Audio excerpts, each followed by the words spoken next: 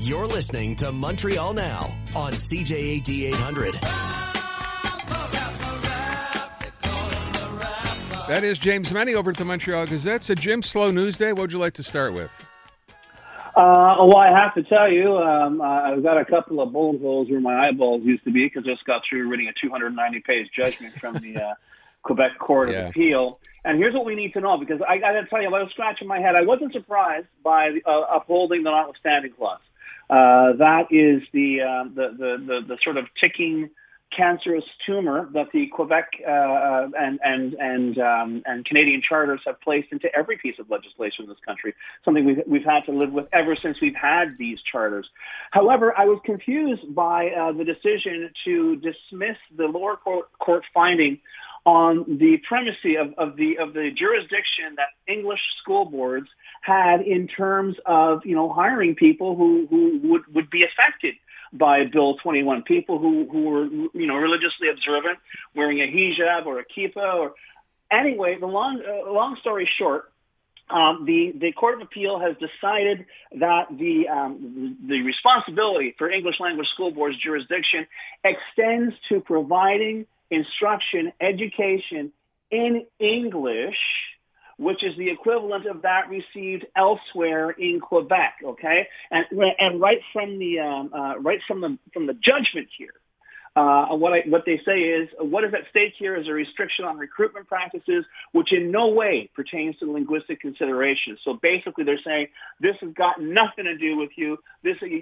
hiring requirements do not fall under your purview, do not fall under the protections or the guarantees provided English language school boards under the Constitution. So that deals with that. As for the notwithstanding clause, like I say, I wasn't surprised. It's there. It's been upheld. There's not much we can do about it. But to their credit, the justices of the Court of Appeal have put a very interesting line in their judgment, saying that as much as people may be distressed or disturbed by this. And I'm quoting here, the power of the electorate should not be understated. The democratic rights enshrined in Section 3 of the Canadian Charter, which guarantees us the right to vote in elections, whether exercised federally or provincially, are not subject to Section 33 of the Canadian Charter, which is the notwithstanding clause. As a result, the electorate holds the ultimate power to defeat any government that has used or abused the override power conferred on it by this constitutional provision or the equivalent provision of the Quebec Charter. Bottom line is you can get rid of this government if you don't agree with what they're doing. And quite frankly, whether we like it or not, in the end, the ball is in our court. It's in our lap. It's up to us to determine what country we want to have. It's up to us to determine whether or not we want to continue living in a country where anybody's rights, because we're talking about, religious freedom down the road. It'll be, with Bill 96, whether it's search and seizure or whatever, any right we possess, Aaron, can be turned off like a switch, not just by the Quebec government, but by any government, any provincial government in this country.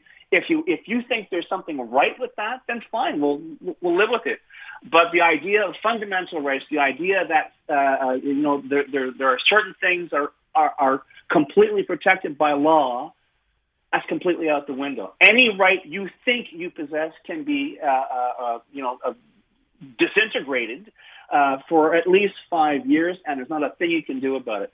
So, yeah, I think that's the real challenge. And I'm hearing now that the Trudeau government has said that if this goes to the Supreme Court, and yes, it will go to the Supreme Court, the government, the federal government, will intervene in the case. I'm not entirely sure what it intends to say.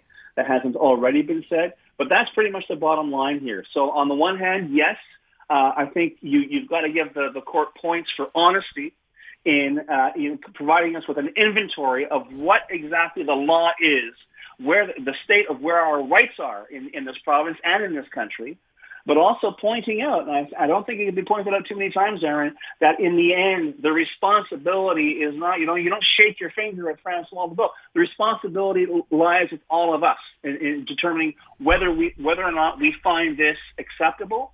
And if we don't, then we express that opinion at the ballot box. I know you're going to say, well, it's francophones too. I believe that, when this comes out, and I remember talking to you when Bill 21 was first adopted, they were doing surveys about it, and they said, "Do you believe, that people should be banned from wearing religious symbols?" And the vast majority of respondents, francophones, said, "Of course I do. I think that's ridiculous." But do you think someone should lose their job for it? They said, "No, of course not." But that's exactly what happened. So I think there is the fertile ground out there for the case to be made for the protection of fundamental human rights. And I never thought I'd hear myself saying this out loud on the radio. But right now, I think it's going to be a big job, a lot of work to be done, because every single day we are seeing another piece of legislative armor being placed around what I say is the ability of any government in this country to turn off your rights like a switch.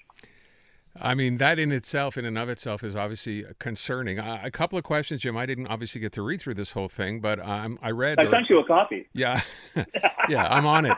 But Yeah. we played a clip from Guillaume Rousseau, who's a lawyer, I guess, with Secularism Quebec, and, Yes. and something he said in there really kind of struck me, which was, by virtue of the appeals court saying, yes, it's okay that the government use the notwithstanding clause preemptively, it applies not just to Bill 21. He mentioned it therefore applies to Bill 96.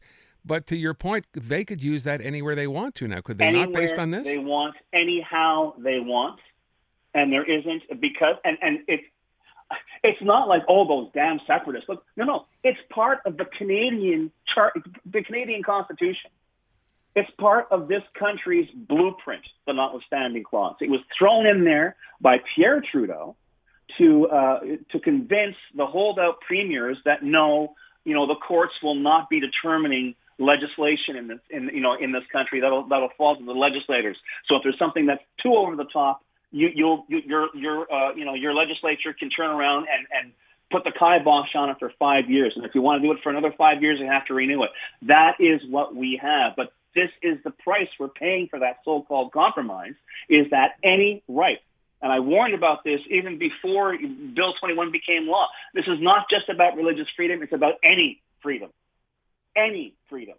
And I go look it up. They can do whatever they want. They can turn it off, and there's not a damn thing you can do about it for 5 years. I asked Joe Ortono, and we had him on after 3. I said, I know this ruling has nothing to do with Bill 40, right, which would basically put the English school boards under the French government or the CAC government's service center rule. He said, no, you could never apply to that. I'm wondering, based on this, could they consider doing that too and just use the notwithstanding clause and say, well, you know what, we can use this now any way we want preemptively, and we're putting you in that?